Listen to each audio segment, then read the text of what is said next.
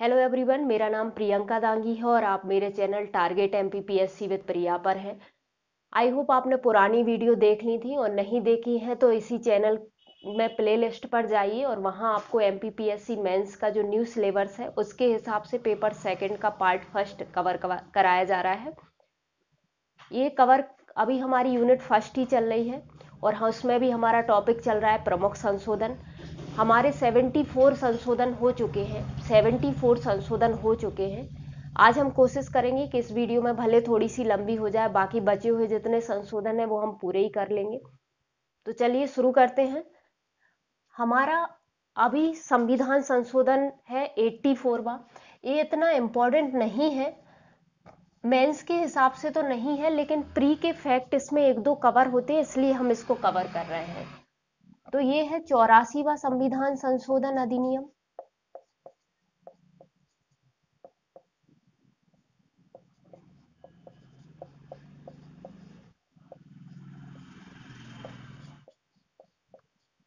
ये कब का है? तो ये 2001 का है। इसमें क्या किया गया था? तो इसमें दो व्यवस्थाएं मेन थी। पहला तो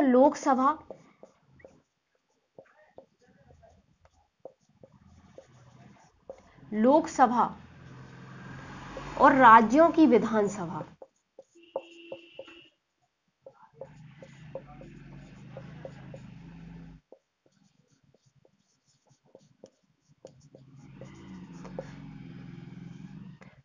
लोकसभा और राज्यों की विधानसभा सीटों के पुनर्निर्धारण पर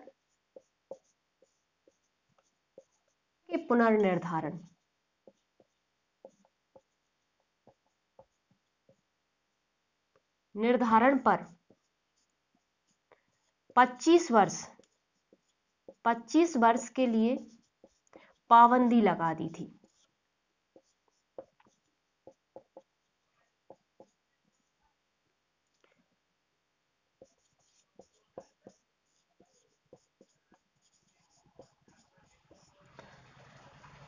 पच्चीस वर्ष कब तक के लिए 25 वर्ष? तो जाहिर सी बात है 2001 में ये संविधान संशोधन हुआ था, मतलब 2026 तक क्या है, लोकसभा में और राज्यों की विधानसभा में सीटों का पुनर्निर्धारण नहीं होगा। भाई होता क्या था कि संविधान में व्यवस्था की गई थी कि प्रत्येक जो है जनगणना के बाद सीटों का पुनर्निर्धारण किया जाया करेगा, मतलब परिसीमन आयोग संसद गठित किया करेगी और उसके आधार पर क्या हुआ करेगा, सीटों का पुनर्निर्धारण हुआ करेगा। लेकिन अब जनसंख्या हमारे यहाँ इतनी हो गई, इसलिए जनसंख्या को सीमित करने के लिए या इतने सदस्य जनसंख्या के अनुपात में वहां कितनी भीड़ भाड़ हो जाएगी लोकसभा में और विधानसभाओं में, तो उसको सीमित करने के लिए क्या कह दिया गया था कि नहीं, अब हम 2026 तक जो है सीटों का पुनर्निर्धारण नहीं करेंगे। तो 2026 तक सीटों का पुनर्निर्धारण नहीं किया जाएगा, ये पाबंदी लगा दी थी। अच्छा, यदि 25 वर्ष तक नहीं किया जाएगा, यदि दूसरे शब्दों में इसको कहा जाए तो इसका मतलब ये था कि अभी सीटों का निर्धारण जितना है उतना ही रहेगा। 2001 में कहा था कि अभी सीटों का निर्धारण जितना है उतना ही रहेगा, कब तक? 2026 तक। तो कितना था या कौन सी जनगणना के आधार पर था? तो ये जनगणना थी 1971 की। ठीक है, तो ये क्वेश्चन आ चुका है कई एग्जाम में कि जो सीटों का लोकसभा और विधानसभा में जो सीटों का पुनर्निर्धारण है वो कौन सी जनगणना के आधार पर है? तो 1971 की जनगणना के आधार पर है। ठीक है, ये पहला पॉइंट आप लिख लीजिए और इसका एक और भी व्यवस्था की थी वो भी हम देख रहे हैं। दूसरा इसका प्रावधान क्या है? 84वां संविधान संशोधन हम पढ़ रहे हैं, तो दूसरा इसका प्रावधान क्या है कि राज्यों में निर्वाचन क्षेत्र जो थे, राज्यों में निर्वाचन क्षेत्रों का पुनर्निर्धारण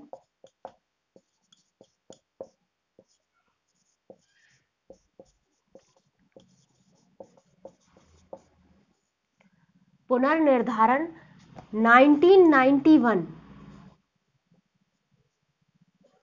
की जनगणना के आधार पर होगा, की जनगणना के आधार पर रहेगा।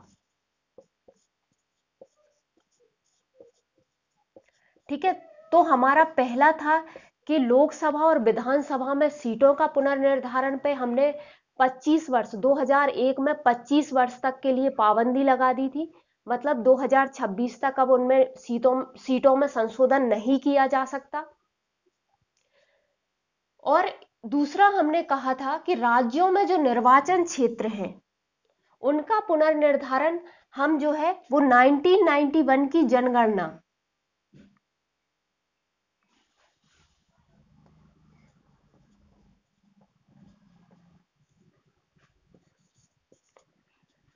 1991 की जनगणना के आधार पर रहेगा। क्या? राज्यों में निर्वाचन क्षेत्रों का पुनर्निर्धारण।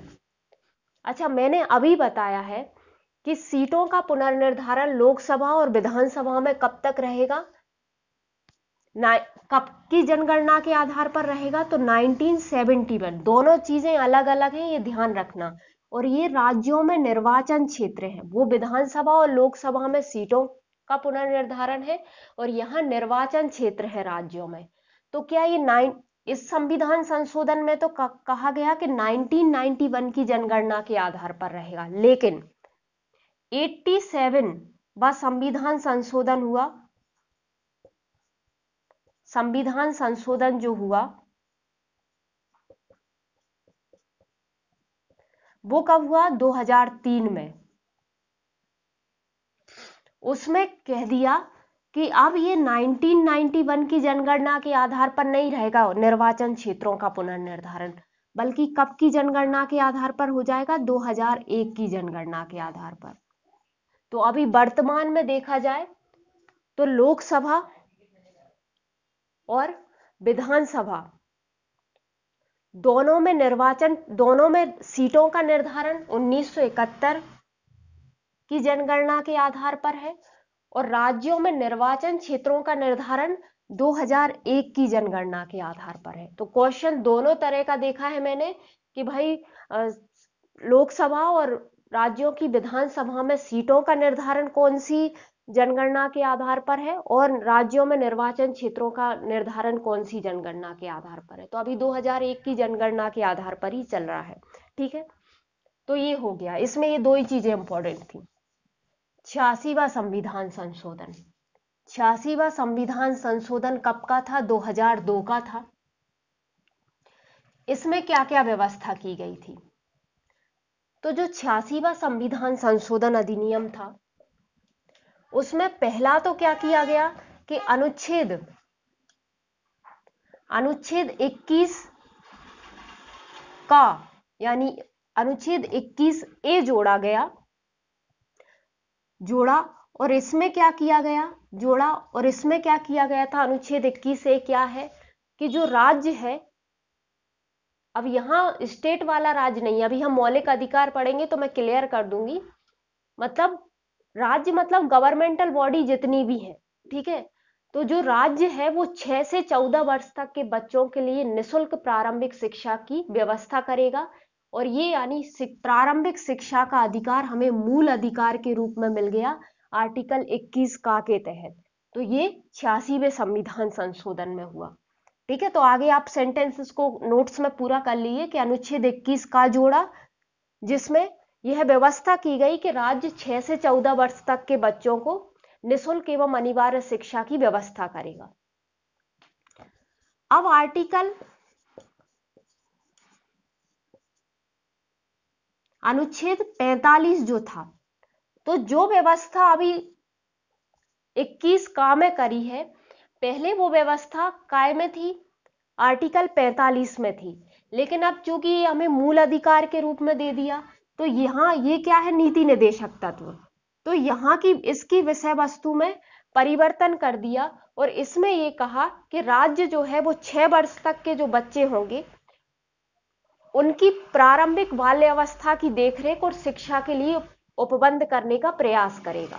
ठीक है, तो पहले 6 से 14 वर्ष तक के बच्चों के लिए निःशुल्क और अनिवार्य शिक्षा आर्टिकल 45 में थी, लेकिन नीति निदेशक लागू करना राज्य के उस मन पे आधारित रहता है कि उसे करना है तो करना है, नहीं करना है तो नहीं करना। इसलिए ये हमें मौलिक अधिकार के रूप में मिल गया, यानी अब तो ये राज्य को व्यवस्था करनी ही करनी पड़ेगी। और इसमें कहा गया है कि 6 वर्ष तक के जो बच्चे होते हैं उनके लिए आप प्रारंभिक देखभाल दो, उन्हें शिक्षा दो, है ना। तो उनके लिए व्यवस्था की है, तो सरकार ने आंगनवाड़ियों की व्यवस्था कर रखी है ना। तो उनके तहत जो 6 वर्ष तक के बच्चे होते हैं उनकी देखरेख की जाती है, उन्हें पोषण दिया जाता है, उन्हें प्रारंभिक शिक्षा भी दी जा रही है ना। तो वो सब है इसमें। तो 45 में ये कर दिया, है ना। तो उसमें नोट्स में लिख लेना, आप इस नोट्स में से पूरा पूरा लिखना। तीसरी व्यवस्था क्या की थी कि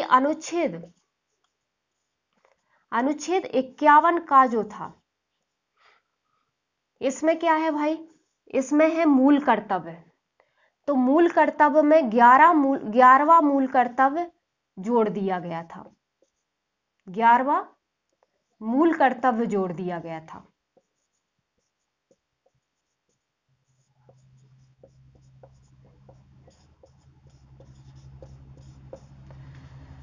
ठीक है। हुआ क्या था, हमने देखा था 42वें संविधान संशोधन के तहत हमने संविधान में भाग 4 का जोड़ा, आर्टिकल 51 का जोड़ा, है ना। और उसमें हमने मूल कर्तव्य जोड़े गए, लेकिन मूल कर्तव्य में हमने कितने मूल कर्तव्य जोड़े थे, तो 10। ठीक है, 10 मूल कर्तव्य जोड़े थे हमने। लेकिन यहाँ पे 86वें संविधान संशोधन के तहत 11वां मूल कर्तव्य जोड़ा गया, और वर्तमान में हमारे पास 11 मूल कर्तव्य ही है। अच्छा, 11वां मूल कर्तव्य था क्या, तो अपने नोट्स में लिख लीजिए कि इसके तहत यह व्यवस्था की गई कि 6 से 14 वर्ष तक के जो भी बच्चे होंगे, उनके चाहे माता पिता हो चाहे अभिभावक, उन्हें शिक्षा के लिए उपबंध कराएंगे, या शिक्षा की व्यवस्था देंगे, या शिक्षा के लिए अवसर प्रदान करेंगे, है ना। जो भी आप लिखना चाहो, मतलब जो भी माता पिता हैं या अभिभावक हैं, वो अपने 6 से 14 वर्ष तक के जो बच्चे हैं उनके लिए शिक्षा के अवसर प्रदान करेंगे। ठीक है, तो ये माँ बाप जो होते हैं, अभिभावक जो होते हैं, उनके लिए व्यवस्था की गई है कि भाई आपका कर्तव्य है कि आप 6 से 14 वर्ष तक के आपके जो बच्चे हैं उन्हें आप शिक्षा का अवसर दो। राज्य तो व्यवस्था कर ही रहा है, लेकिन आप भी अवसर दो उनको, तो ये आपका कर्तव्य है। ठीक है, तो ये हमारा 86वां संविधान संशोधन हो गया। आगे देखते हैं, अगला संविधान संशोधन हमारा है 89। ठीक है, तो 89वां संविधान संशोधन क्या है,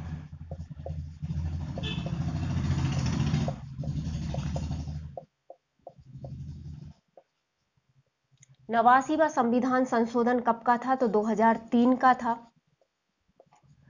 इसमें क्या हुआ, तो इसमें यह हुआ कि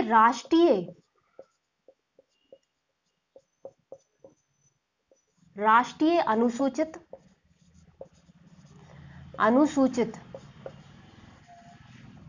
जाति एवं जनजाति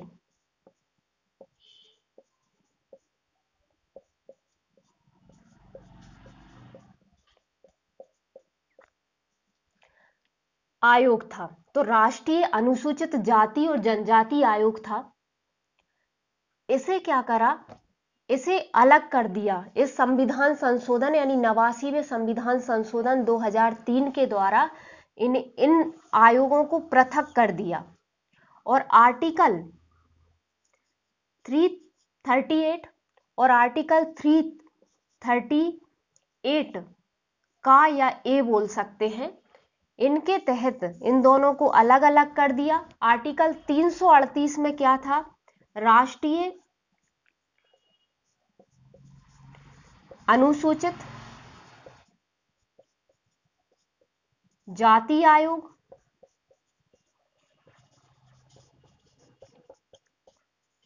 और इसमें था राष्ट्रीय अनुसूचित जनजाति आयोग।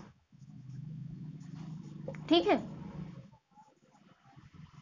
तो इसमें यही इंपॉर्टेंट है, यही मेन यही हुआ था इसमें, इसी के लिए आया था 89वां संविधान संशोधन।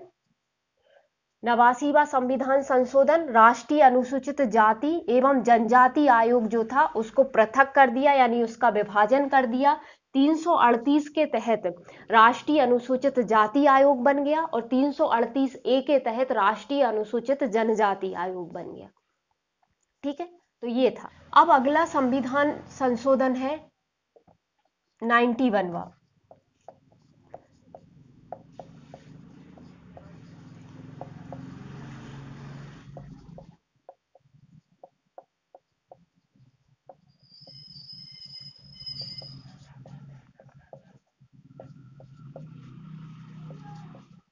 ये आया था 2003 में। ठीक है, 89वां संविधान संशोधन भी 2003 का था और ये भी कब का था? 2003 का था, 91वां। ये क्यों इंपॉर्टेंट है? इसमें सबसे पहले व्यवस्था की गई थी कि केंद्रीय मंत्री परिषद जो है, केंद्रीय मंत्री परिषद में प्रधानमंत्री समेत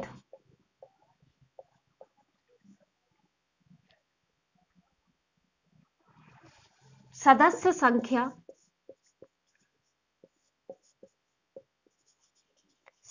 संख्या यानी अधिकतम सदस्य संख्या है ना, अधिकतम सदस्य संख्या लोकसभा की कुल सदस्य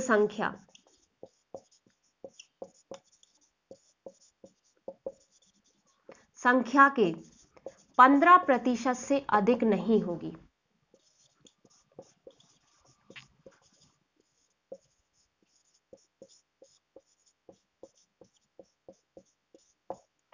ठीक है, तो इसमें क्या कहा गया था? जब 91वां संविधान संशोधन अधिनियम 2003 आया तो इसमें मंत्री परिषद जो होती है उसकी संख्या या उसका आकार निश्चित कर दिया कि कितनी नहीं हो सकती। भाई होता क्या है कि राजनीतिक फायदों के लिए हमें भी मंत्री बना दो, हमें भी मंत्री बना दो, ऐसा चलता रहता है, क्योंकि सब पार्टी को सबको जोड़ के रखना होता है और सबको मंत्री पद चाहिए होते हैं। तो इसलिए संविधान में व्यवस्था की गई कि नहीं, ऐसा नहीं है, आप इससे ज्यादा 15% से ज्यादा, किसके 15%? तो केंद्रीय मंत्री परिषद में बात कर रहे हैं तो लोकसभा के कुल सदस्य संख्या का 15% से अधिक नहीं हो सकती। तो पहला इसमें यही कहा था कि केंद्रीय मंत्री परिषद में पीएम समेत, मतलब पीएम सहित अधिकतम सदस्य संख्या लोकसभा की कुल सदस्य संख्या के 15% से अधिक नहीं होगी। ठीक है, मतलब लोकसभा की कुल सदस्य संख्या जो है उसके 15% से अधिक नहीं हो सकती। कहां पे? केंद्रीय मंत्री परिषद में। ठीक है, एक और व्यवस्था की गई थी, इसमें 4-5 पॉइंट है तो हम सारे ही देख लेते हैं, हो सकता है आ जाए, हालांकि ये भी उतना इंपॉर्टेंट नहीं है, लेकिन यदि 50 शब्द में लिखने आ गया तो हमें पता होना चाहिए, और प्री के हिसाब से तो पता होना ही चाहिए, क्योंकि प्री के हिसाब से तो ये इंपॉर्टेंट है। भाई आकार निश्चित हो गया ना उसका। दूसरा इसमें क्या किया था? इसमें कहा था कि यदि कोई भी सदस्य, ठीक है, संसद का कोई सदस्य, चाहे वो कोई से भी सदन का हो, संसद के कोई सदस्य यदि दल बदल के आधार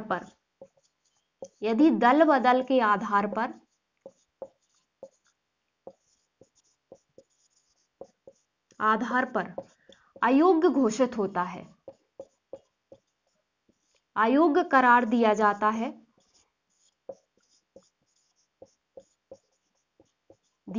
है और वह मंत्री है,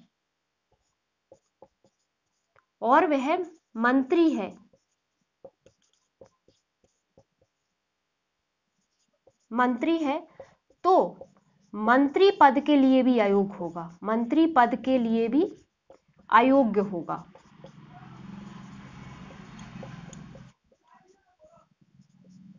मतलब क्या है भाई? यहां मतलब क्या है कि यदि संसद का कोई सदस्य है, केंद्र की बात कर रहे हैं हम। यदि संसद का कोई सदस्य है, किसी भी सदन का हो, यदि वो दल बदल के आधार पर अयोग्य घोषित हो जाता है, तो यदि वो मंत्री है तो उसे मंत्री पद भी छोड़ना होगा। ऐसा नहीं है कि भाई संसद के सदस्य तो आप रहे नहीं लेकिन मंत्री तो आप हो, ऐसा नहीं हो सकता। तो इसमें संविधान संशोधन में यही कहा गया था कि यदि आप संसद के सदस्य हो और दल बदल के आधार पर अयोग्य घोषित हुए हो, तो आप मंत्री पद के लिए भी कैसे होगे, अयोग्य होगे। ठीक है। इसमें सेम व्यवस्था राज्यों में की। अभी हम जो है केंद्र की बात कर रहे थे, हमने संसद सदस्य की बात की, हमने लोकसभा के कुल सदस्य संख्या का 15% रहेगी मंत्री परिषद। कौन सी मंत्री परिषद? केंद्रीय मंत्री परिषद। अब भाई राज्यों में भी तो मंत्री परिषद होती है, तो सेम व्यवस्था इस संविधान संशोधन के तहत राज्यों के लिए की गई थी। क्या किया गया था कि इसमें क्या कहा गया कि राज्यों की मंत्री परिषद जो है, राज्यों में मंत्री परिषद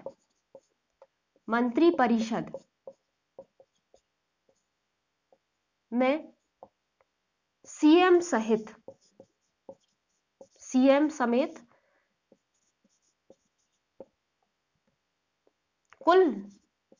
कुल सदस्य उस विधानसभा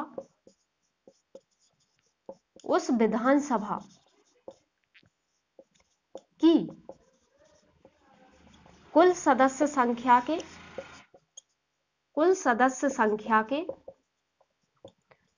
के 15% से अधिक नहीं होंगे। भाई वहां पे लोकसभा की बात कर रहे थे क्योंकि केंद्र की मंत्री परिषद की बात कर रहे थे, और यहाँ पे राज्यों की मंत्री परिषद की बात कर रहे हैं। तो हमने क्या बोला कि जो विधानसभा की कुल सदस्य संख्या होगी, मंत्री परिषद की जो अधिकतम संख्या होगी, मंत्री परिषद में जो सदस्यों की संख्या होगी वो अधिकतम कितनी हो सकती है? तो उस राज्य की विधानसभा की कुल सदस्य संख्या के 15%। ठीक है। और सेम उसमें हमने क्या कहा था कि संसद का यदि कोई सदस्य होता है तो यदि वो दल बदल के आधार पर अयोग्य हो जाता है तो वो मंत्री भी नहीं रहेगा। सेम इसमें राज्यों में है कि यदि राज्य विधानमंडल का जो सदस्य है, मतलब यहां पे यदि विधान परिषद है तो वो भी आ गई। यदि राज्यों में विधान परिषद है तो राज्य विधानमंडल में विधानसभा और विधान परिषद दोनों आ गई। तो यदि राज्य विधानमंडल का कोई सदस्य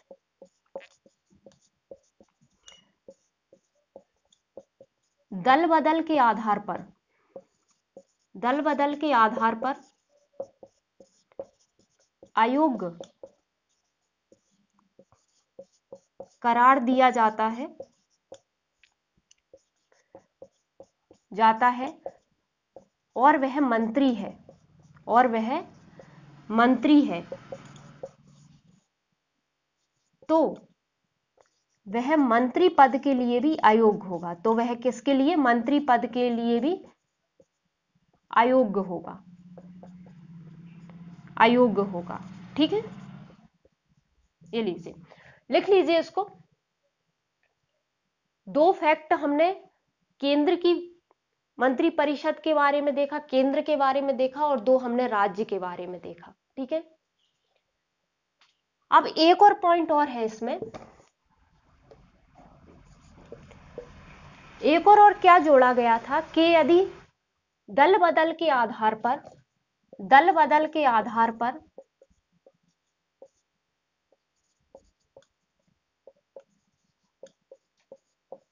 आधार पर कोई सदस्य जो है, चाहे वो केंद्र की मंत्री परिषद में हो, चाहे संसद में हो, चाहे राज्य विधानमंडल का कोई भी सदस्य हो, तो दल बदल के आधार पर कोई सदस्य चाहे वो संसद का हो चाहे राज्य विधानमंडल का हो, यदि अयोग्य घोषित किया जाता है, अयोग्य करार दिया जाता है,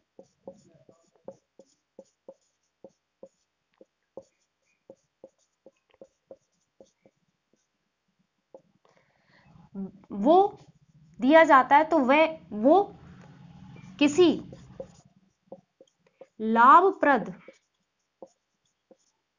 राजनीतिक पद भी धारण नहीं कर सकता, राजनीतिक पद धारण नहीं कर सकता, नहीं कर सकता। अब ये राजनीतिक लाभप्रद राजनीतिक पद क्या है? तो जिसे जो लोक राजस्व है उससे वेतन दिया जाता है या उसे कोई विशेष सुविधाएं दी जाती हैं, ऐसा कोई पद है जहां पे लोक राजस्व मतलब भाई जनता जिसके लिए राजस्व भर रही है और वहां से आप उनको वेतन दे रहे हो या कोई अन्य सुविधाएं दे रहे हो, तो ऐसा कोई भी पद होगा उस पद पे ये दल बदल करार, जो दल बदल के आधार पर जो अयोग्य करार होगा वो व्यक्ति ऐसे किसी राजनीतिक पद पर नहीं हो सकता। ठीक है भाई, क्या होता है किसी बोर्ड का अध्यक्ष बना देते हैं, बोर्डों के अध्यक्ष भी बन जाते हैं लोग, और ऐसा होता है ना किसी निगम के अध्यक्ष बन गए, किसी बोर्ड के अध्यक्ष बन गए, तो ऐसा भी नहीं हो सकता। मतलब जहां से आप लोक राजस्व से यदि किसी को वेतन या कोई भी सुविधा दे रहे हो, ऐसा पद पर आप उसको दल बदल के आधार पर जो अयोग्य होगा उसे नहीं बैठा सकते। ठीक है, तो ये हमारा 91वां संविधान संशोधन हो गया। आगे देखते हैं, अगला है हमारा 92वां संविधान संशोधन।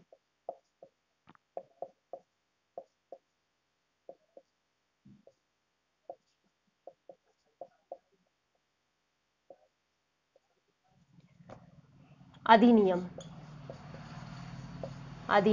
2003। ठीक है, तो अगला कौन सा है? 92वां संविधान संशोधन है 2003 का। इसमें क्या किया गया था? तो इसमें 8वीं अनुसूची जो थी, अब 8वीं अनुसूची हम 2-3 बार समझ चुके हैं, तो यहां पे मैं बार बार नहीं बता रही हूं। 8वीं अनुसूची में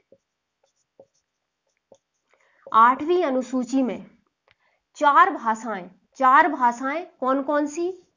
बोडो, डोंगरी, मैथिली एवं संथाली।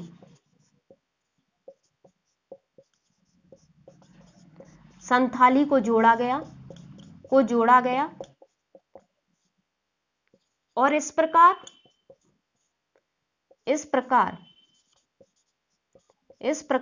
8वीं अनुसूची में भाषाओं की संख्या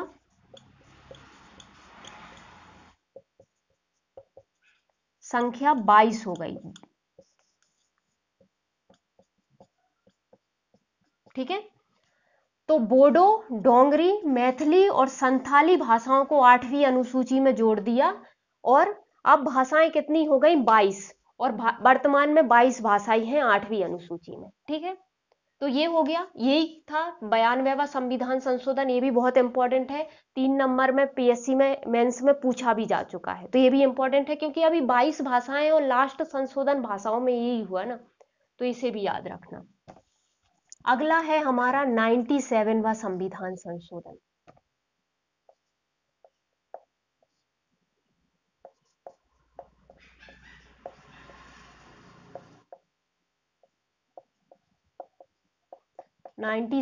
संविधान संशोधन अधिनियम कब का है? 2011 का। ठीक है, 2011 का। तो 97वां संविधान संशोधन 2011 का है। इसमें क्या व्यवस्था की थी? तो इसमें 3 व्यवस्थाएं की थी। पहला, सहकारी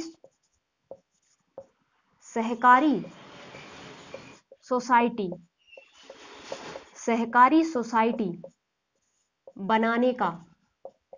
बनाने का मूल अधिकार प्रदान किया गया। ठीक है, सहकारी सोसाइटी बनाने का मूल अधिकार प्रदान किया गया।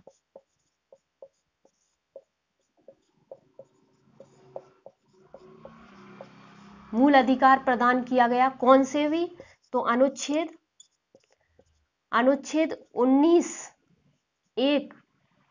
19(1) सी में। ठीक है, अनुच्छेद 19(1) सी में क्या है, सहकारी सोसाइटी बनाने का अधिकार है, जो हमें आर्टिकल 19(1) में जो हमें 6 स्वतंत्रताएं दी गई हैं, उनमें से सी में क्या है, सहकारी सोसाइटी बनाने का अधिकार। तो ये हमें 97वें संविधान संशोधन अधिनियम के तहत मिला। दूसरा क्या किया गया, नीति निर्देशक तत्व का अनुच्छेद 43V कह सकते हैं या खा कह सकते हैं, खा, ठीक है, खा, मैंने यहां बी लिख दिया है, ठीक है। तो अनुच्छेद 43B जोड़ दिया संविधान में, अनुच्छेद 43B जोड़ा, और इसके तहत राज्य को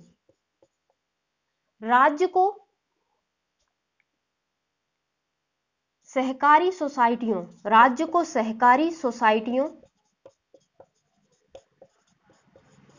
सोसाइटियों के संवर्धन का प्रयास करना होगा, ये कहा गया।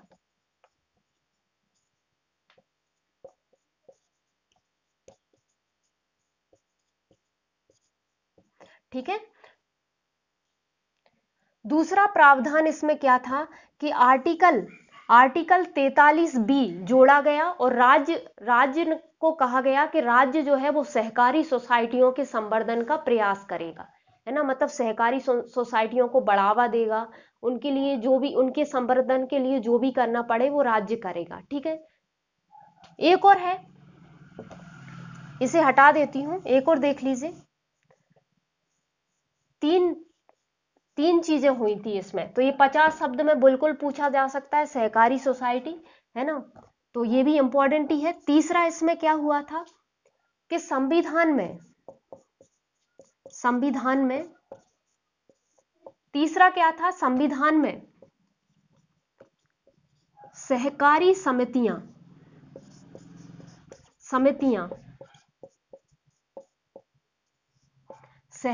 समितियां नाम से एक नया भाग कितना, 9 खा,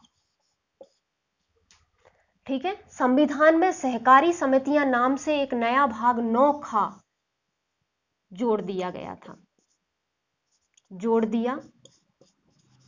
कितने से कितने अनुच्छेद में है ये, तो आर्टिकल 243 ZH से लेकर ZT तक है, ठीक है।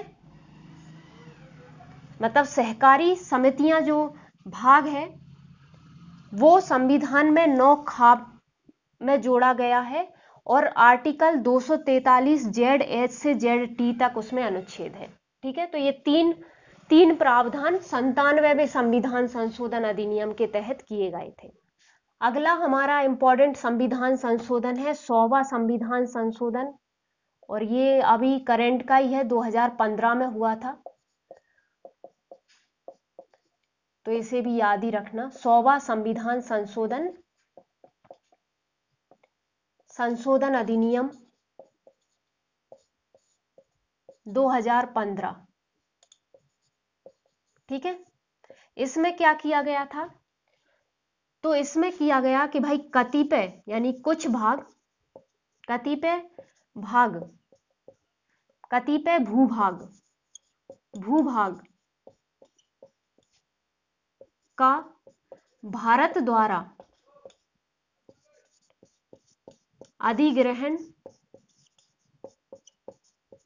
अधिग्रहण तथा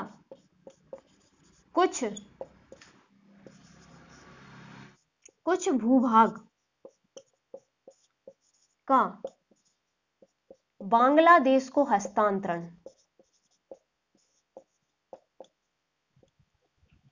तो कतिपय भूभाग का भारत द्वारा अधिग्रहण तथा कुछ भूभाग का बांग्लादेश को हस्तांतरण।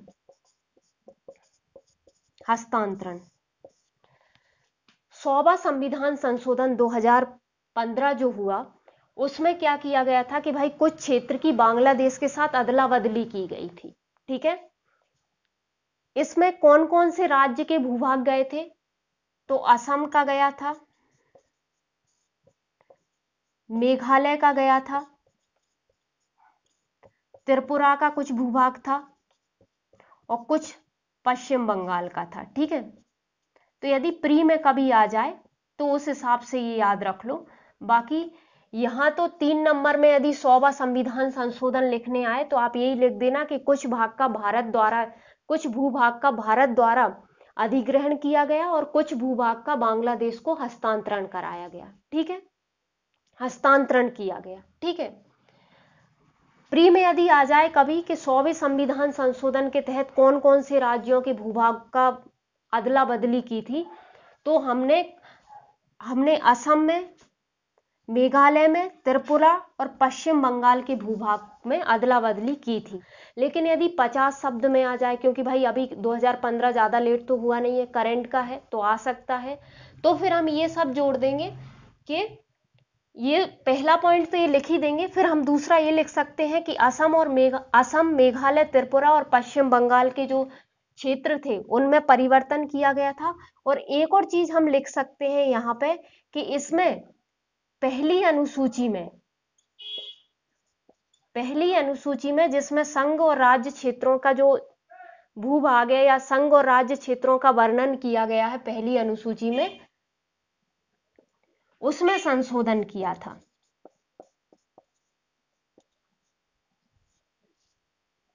ठीक है, तो इसमें इस संविधान संशोधन के तहत संशोधन कौन सी अनुसूची में हुआ था, तो पहली अनुसूची में। ठीक है, अगला है हमारा 101वां संविधान संशोधन।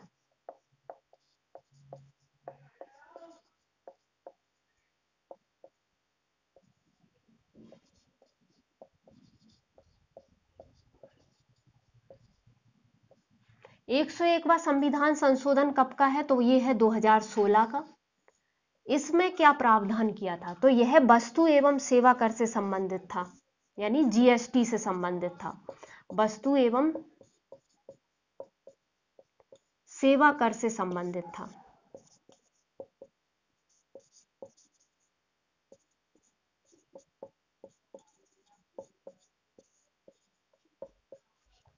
ठीक है, वस्तु एवं सेवा कर यानी जीएसटी से संबंधित था।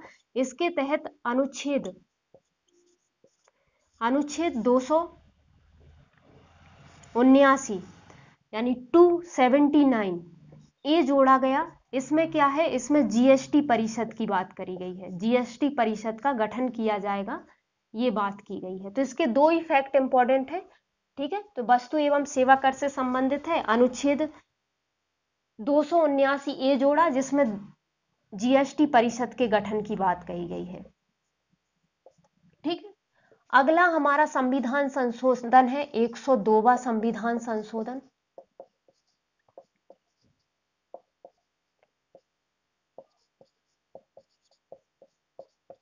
एक 102वां संविधान संशोधन अधिनियम, ये कब का है, ये है 2018 का। इसमें क्या प्रावधान था, 102वां संविधान संशोधन अधिनियम 2018 में क्या क्या कहा गया है, इसमें राष्ट्रीय पिछड़ा वर्ग आयोग को संवैधानिक दर्जा दिया गया है। भाई पिछड़ा वर्ग आयोग, अन्य पिछड़ा वर्ग आयोग जो था वो पहले ही गठित हो चुका था 1993 में। ठीक है, लेकिन यहां राष्ट्रीय पिछड़ा वर्ग आयोग यानी राष्ट्रीय अन्य पिछड़ा वर्ग आयोग जो है उसे संवैधानिक दर्जा दे दिया। और संवैधानिक दर्जा किसके तहत दिया गया है, संवैधानिक दर्जा दिया गया है अनुच्छेद 338 बी के तहत, या 338 खा लिख सकते हैं। तो 338 में राष्ट्रीय अनुसूचित जाति आयोग हो गया है, 338 ए में राष्ट्रीय अनुसूचित जनजाति आयोग हो गया है। ठीक है, तो अनुच्छेद 338 बी में क्या हो गया है, national commission for backward classes. ठीक है, यानी एनसीबीसी काय में है आर्टिकल 338 बी में, तो ऐसे इसे संवैधानिक दर्जा मिल गया है। चलिए आगे देखते हैं। आगे है हमारा 103वां संविधान संशोधन, संविधान संशोधन अधिनियम।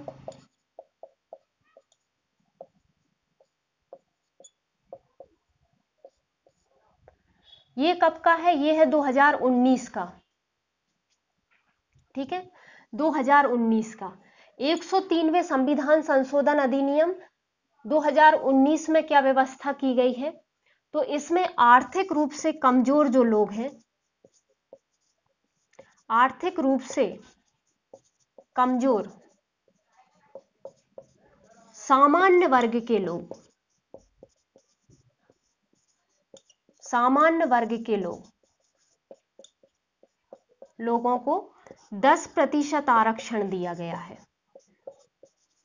ठीक है। तो जो सामान्य वर्ग के, जनरल वर्ग के जो आर्थिक रूप से कमजोर हैं, है ना, आर्थिक रूप से कमजोर हैं, उनको 10% आरक्षण दिया गया है, ठीक है। इसमें 103वें में यही किया गया, यही इसका प्रावधान था। तो ये भी 3 नंबर में आ सकता है, आप इसको भी अच्छे से याद रखना। चलिए, एक आखिरी बचा है हमारा 104वां संविधान संशोधन, उसे और देख लेते हैं जल्दी से। यह है 104वां संविधान संशोधन।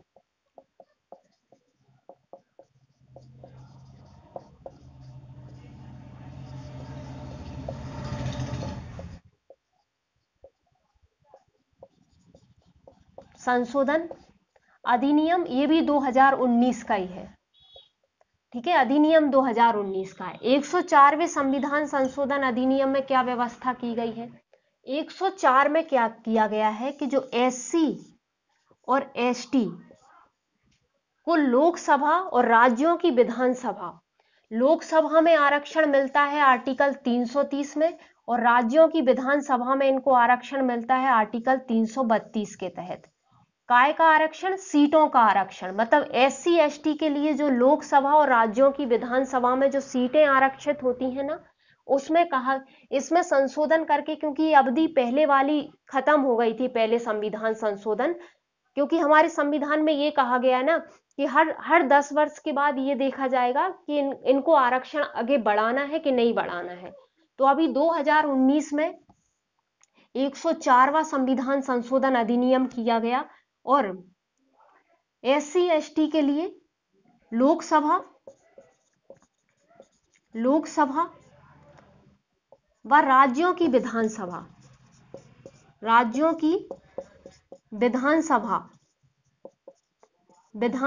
में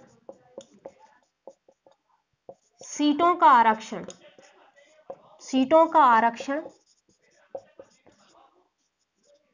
आरक्षण अगले 10 वर्ष,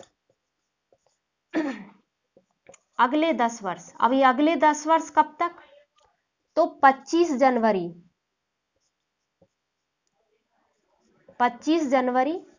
2030 तक।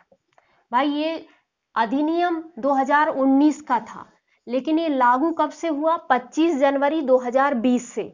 इसलिए अगले 10 वर्ष यानी 25 जनवरी 2030 तक एससी एसटी के आरक्षण को बढ़ा दिया गया है। ये मैं यहां लिख देती हूं, आरक्षण को बढ़ा दिया गया है। अच्छा, यहां पे क्या था कि एंग्लो इंडियन की भी व्यवस्था थी, तो उसकी अवधि भी खत्म हो गई थी उसको आरक्षण देने की। जैसे हमारी विधानसभा में एक एंग्लो इंडियन आता है, लोकसभा में 2 एंग्लो इंडियन राष्ट्रपति मनोनीत करता है, हमारी विधानसभा में जो है वो राज्यपाल एक एंग्लो इंडियन को मनोनीत करता था। लेकिन इस संविधान संशोधन में एंग्लो इंडियन का आरक्षण जो है वो आगे नहीं बढ़ाया गया। तो यानी अब एंग्लो इंडियन के लिए जो आरक्षण मिलता था वो अपने आप खत्म हो गया है। कब से? 25 जनवरी 2020 से। अब सिर्फ एससी और एसटी का आरक्षण लोकसभा और राज्यों की विधानसभा में जो सीटें होंगी उनका आरक्षण अगले 10 वर्ष यानी 25 जनवरी 2030 तक के लिए बढ़ाया गया है। ठीक है, ये क्लियर हो गया। संविधान संशोधन यहां हमारे खत्म हो गए। अब तक संविधान में 104 ही संशोधन हुए हैं। आगे आए तो आप, जब तक आपका मेंस होता है, आगे यदि कोई आ जाता है तो आप उससे अपडेट रहिए, या मैं खुद ही अपडेट करा दूंगी आपको।